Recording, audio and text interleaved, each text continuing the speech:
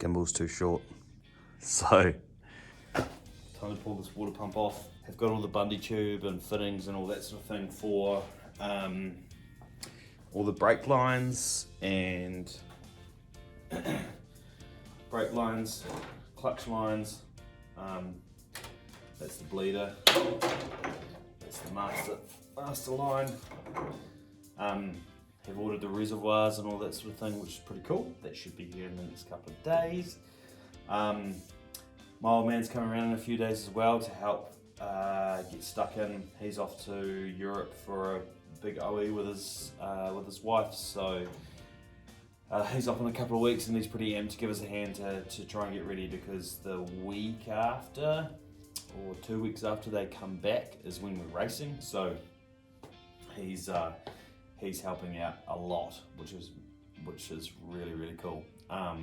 Obviously not just to be able to build it with him and spend the time with him and all that sort of thing, but you know, just to have some help whenever's needed is really, really cool. So yeah, so anyway, get stuck into this, whip this water pump off, and we can go from there.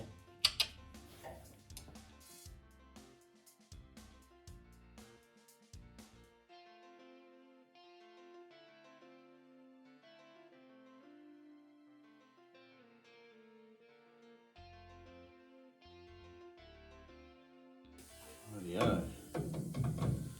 Couple of quick licks of paint on there. Like I say, I'm just gonna put a little bit of sealant on here, just where it's not the most amazing finish. And not a lot of it up there, but it isn't that flash. So just to make sure, obviously there's a new gasket going on there anyway. Just to make sure we fill in the little pit marks and bits and pieces. Paint's still a little bit damp. That's alright. Race car, not a show car, right?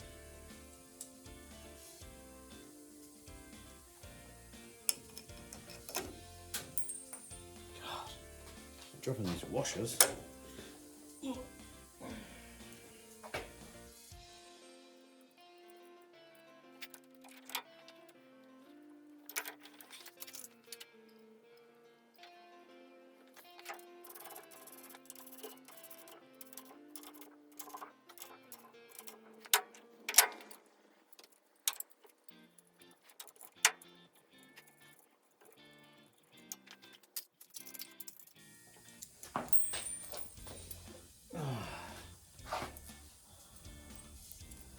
My fingers are allergic to M8 spring washers tonight.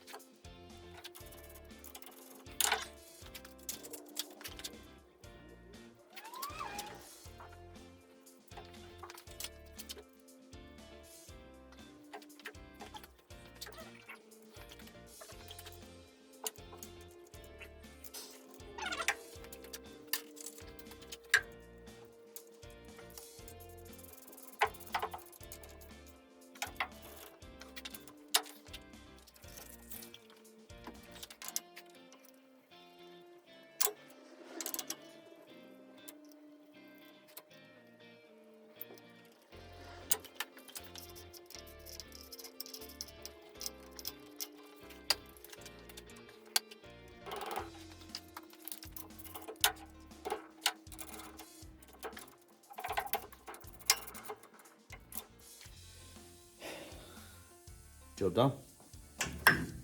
So today's mission is getting the master cylinders on now that they've arrived. So pedal box can go in, master cylinders can go in. So I've changed from a factory pedal box to a single clutch pedal and single brake pedal.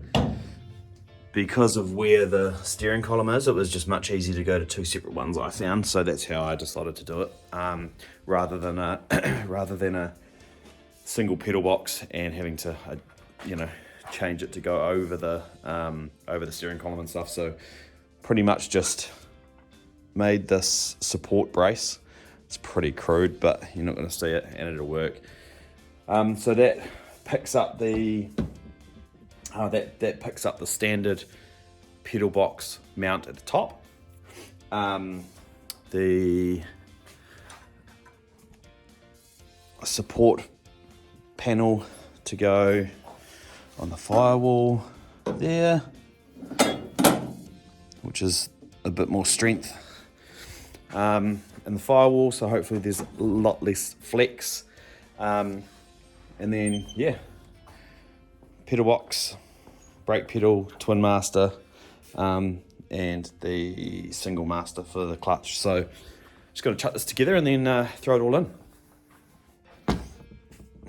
Had some more bits and pieces turn up from Racetech, and also from rodends.co.nz. So a couple of really cool things. So for starters, 3 times OBP brake fluid and clutch fluid reservoirs. So these two, hopefully one that way, and this one will be remote over here somewhere. Don't quite know where we're going to put it, but for the clutch. So those 3 turned up, awesome.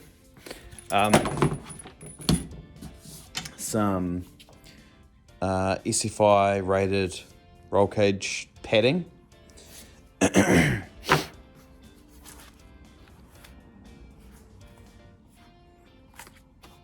Decal set.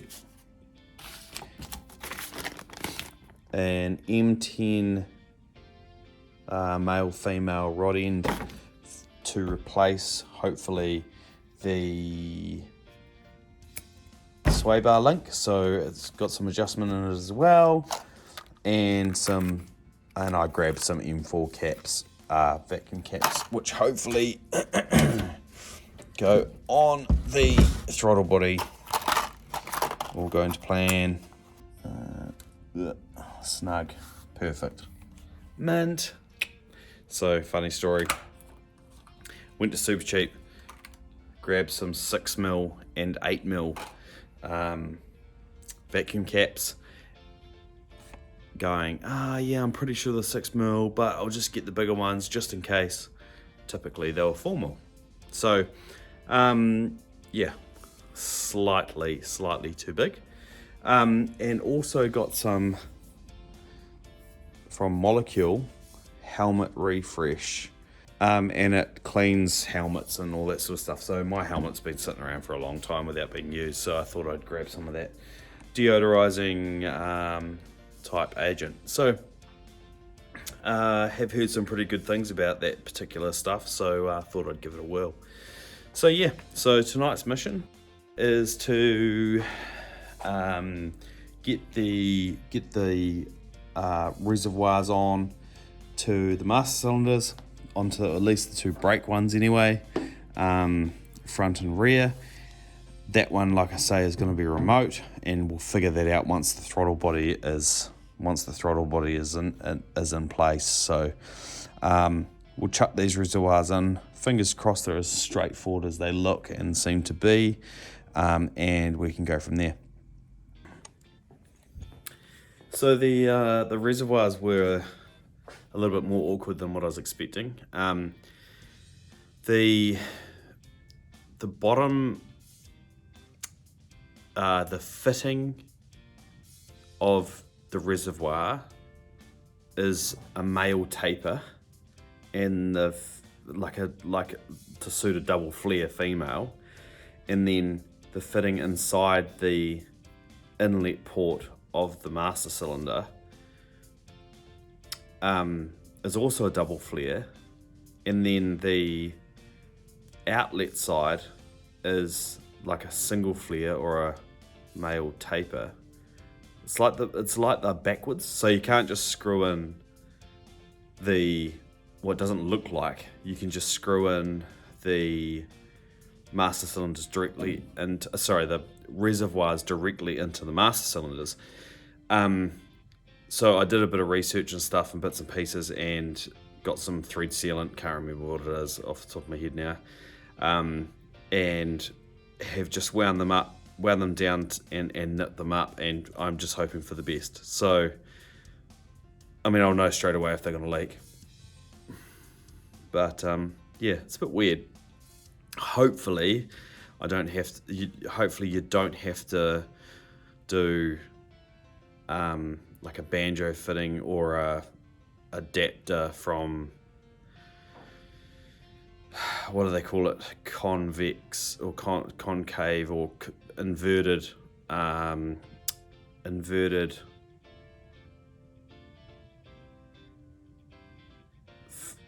female to male to female, because we're probably going to run out of height by the time you line up all the adapters and stuff on there. So, but yeah, we'll wait and see. Hopefully the thread sealant's enough, and it's a Loctite product. I can't remember what it is, but yeah, so hopefully that's enough. We'll just wait and see. Once I've got all the rest of the lines on and all that sort of thing, I'll obviously fill it up with fluid, and as soon as we fill it up with fluid, we'll know it'll just leak straight away. It's not under pressure, it's just the reservoir side, so yeah, we'll have to see. Fingers crossed. So, have got all the masters on and mounted and bits and pieces. Have also got the gear stick and new boot. That's out of a Miata or MX-5. So it's slightly smaller than where the original RX-7 one is, but it still covers the area and stuff. I actually got it off AliExpress. It was like $13, something like that. So yeah, so that's why I just grabbed it, because I knew it was close. But yeah, so that's tight enough. Master cylinders mounted. Oh, and the and the sway bar. Oh, well, you can see that sway bar link is all in there with the spaces and all that sort of stuff.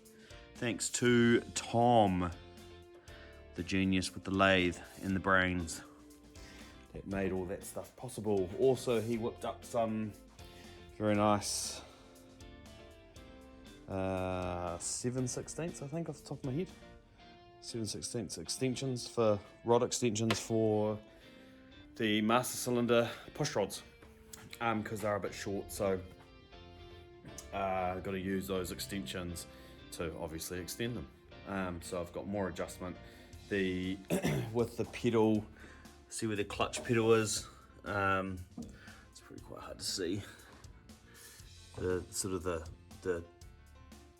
not a huge amount, and that's where the pedals naturally sit, and then the brake pedal is pretty much where it's going to sit with the extensions in it. So yeah, obviously much more pedal stroke and all that sort of thing, and adjustment and da da da da. So yeah, getting there slowly, ticking along, just having another nosy at the next mission of, actually, while I remember, have ordered. So I started doing the hard lines.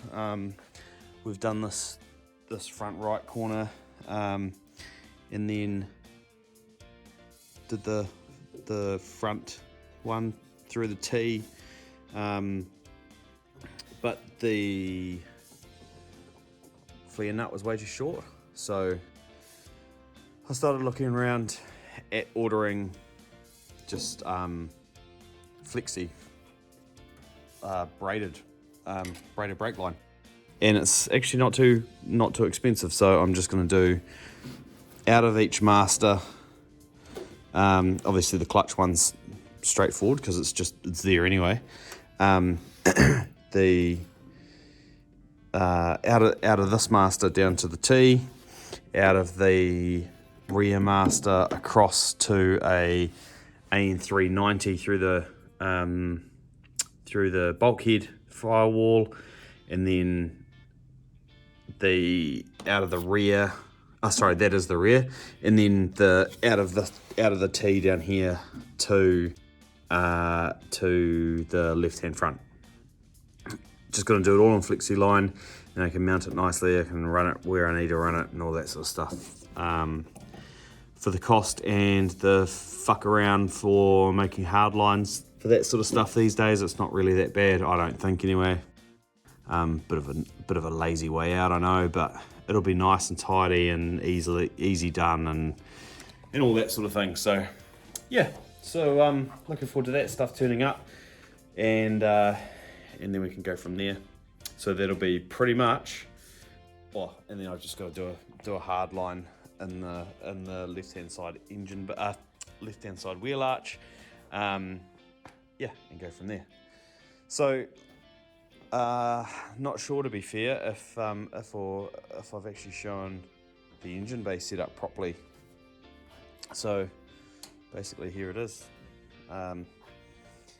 Big AFCO angle mount radiator, and then I think it's a Herbert fabrication, old oil cooler, but it does a bloody good job.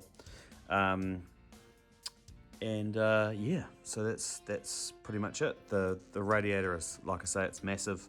I need to make up some sort of blanking across here or something along those lines to block the top half off.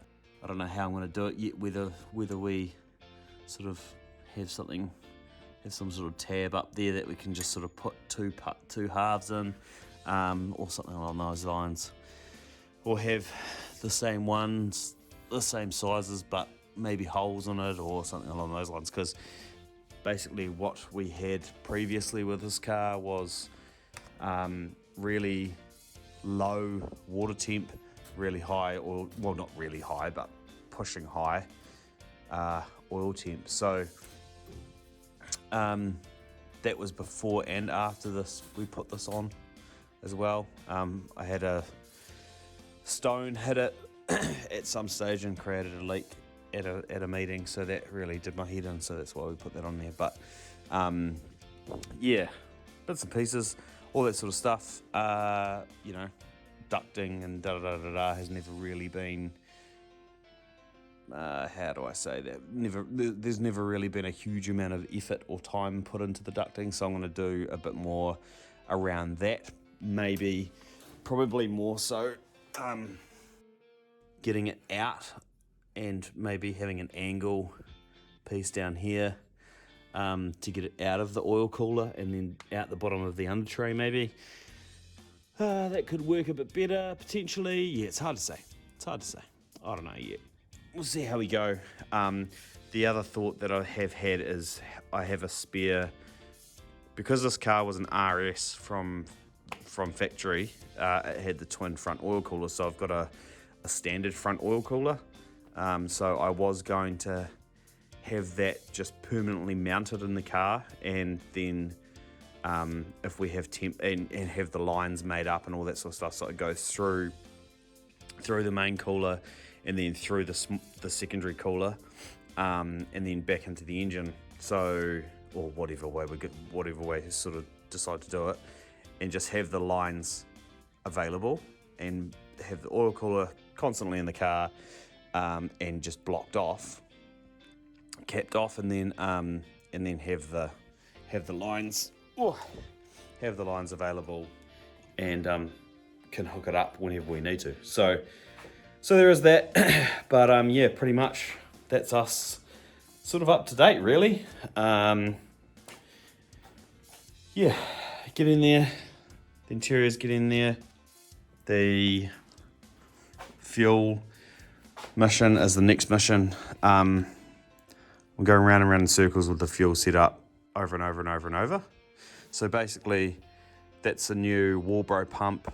It previously had the tank underneath, which just one of those over there in the corner. Old Jazz tanks. Underneath here, this was removed to fill it, but it was always a bit dodgy having to tip a container down that low and all that sort of thing. So I got this filler, which I was going to mount somewhere around here, and then run a hose from the back of that filler down into the tank, so it's nice and tidy and all that sort of thing. But I should really have all this blocked off from the cockpit, obviously, for safety reasons, and I also want to, because there's nothing worse than having potential fire risk in the back of your head when you're trying to race a car, I don't think. So I was going to build a box over here. Been thinking about running the filler through the factory filler neck and then down into the side of the tank underneath the car, and then there's a lot less to have to blank off and all that sort of stuff. The other thing is, do I just not run a surge tank? Just have the Waterpump straight out of the tank from underneath the car, mounted underneath the car. That sort of crossed my mind as well, and just run lots of fuel. I mean, it's not like we're out there to win championships and all that sort of stuff. It's all about having fun and making this shit simple. So, and then the next one was building covering in the roll cage and stuff along those lines. So that was another idea. Also, the next idea was like a big parcel tray that just sits across whatever shape we need it to be, to cover all the surge tank stuff and all that sort of thing. When you open the boot, you can open the lid, a couple of Zeus clips holding it down, and then you can sort of just hook it up to something on the boot lid, right across this whole section. I don't know, lots of different ideas, but I'm gonna have a chat to a couple of guys and see what they do with those Walbro pumps, and if that's just purely enough, or if you do need to run a surge tank. The fuel tank that I'm running has a sump in it, so it's always going to have fuel in the bottom of the tank. So yeah, I kind of like to think that that's probably enough, because you start going down this track and it's fittings, lines, mounts, boxes, all that shit, when you can just literally just run a fitting out of the tank into the pump and straight down to the engine, and then a return back into the tank. It makes a hell of a lot easier and a hell of a lot tighter in the boot.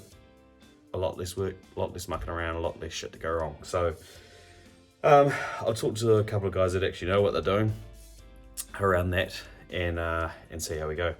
But yeah, thanks for watching. I'll wrap this one up here, and good to have the brakes and all that sort of stuff pretty much tidied up, and also having the water pump and all that sort of stuff tidied up as well.